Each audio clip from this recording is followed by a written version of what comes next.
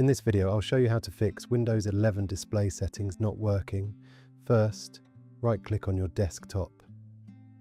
Click Display Settings. If the page does not load properly, close Settings. Now press Ctrl, Shift and Escape to open Task Manager.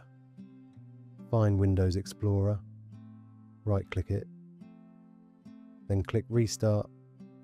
After the screen refreshes, try opening Display Settings again.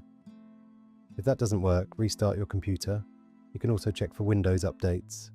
Open Settings, go to Windows Update, click Check for Updates, install any available updates.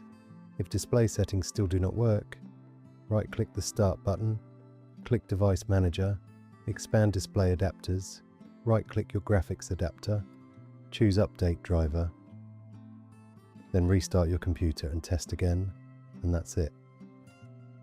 You've now tried the main ways to fix display settings not working in Windows 11.